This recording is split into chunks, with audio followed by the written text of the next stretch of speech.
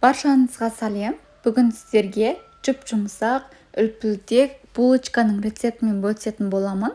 Ең алдымен YouTube каналыма тіркеліп қойды ұмытпаңыз. Достар, бұл булочка қатпайды, вообще шаймен ішкенге дәмі өте керемет. Барлық рецептін описание бөліміне қалдырып кетемін. Бірінші кезекте ыстық сүтімізге сары майымызды салып, қолымызбен мұжып тұрып ерітетін боламыз.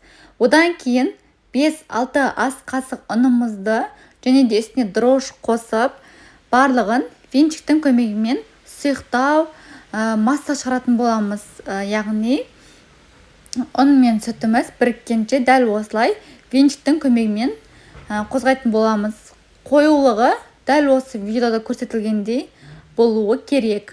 Үстін осылай пакетпен немесе пищевой пленкамен жауып 15 минутқа демалдырып қоямыз.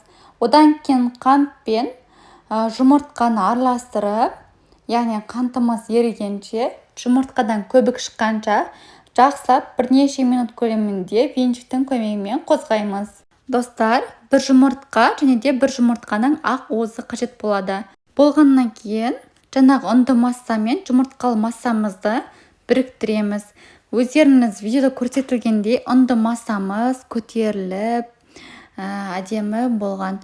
Енді барлығын жақсылап ұн мен жұмыртқа біріккенше, яғни ұнды массамыз бен жұмыртқалы массамыз біріккенше жақсылап араластырамыз. Мінекей бізде осындай масса шықты.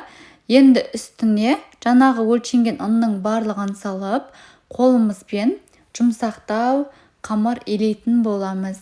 Қамырды 5-15 минут аралығында ұзақ илейміз. Достар, егер де сіздерге менің видеоларым ұнап жатса, сіздерден барынша қолдау ретінде YouTube каналыма тіркеліп, және де ұнаған видеоларыңызға лайк басып, өздеріңіздің пікірлеріңізді комментарий бөліміне жазып кетулеріңізді сұраймын.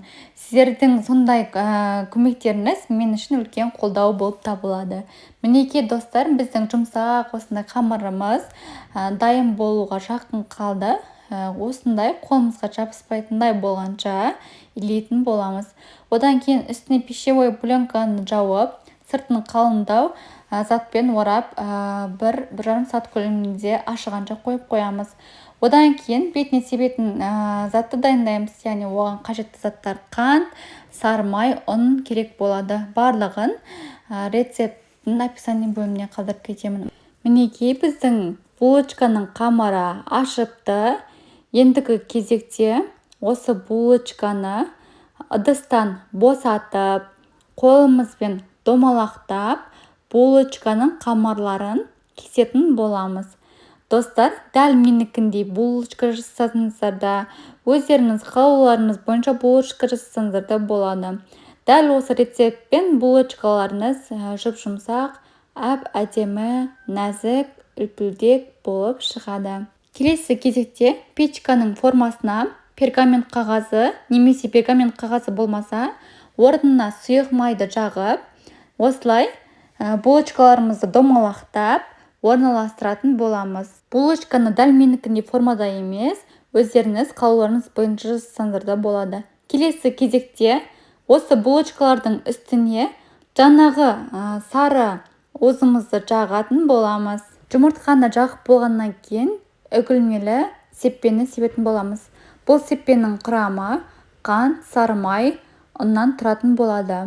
Бұл сеппенің дәмімен бірге булочка өте керемет болып шығады. Сеппемізді сеуіп болғаннан кейін печкамызды қыздырамыз. Печкамыз қызам дегенше осы булочкаларымыз көтерілетін болады. 200 градуста 35-40 минут көлемінде пісіріп аламыз. Достар, менің YouTube каналымда түрлі тәттілер, түрлі пирог, түрлі тағамдардың рецепттері бар. Сонымен қатар Pinduoduo курсының OTDO сабақтары тегін түсіндірілген.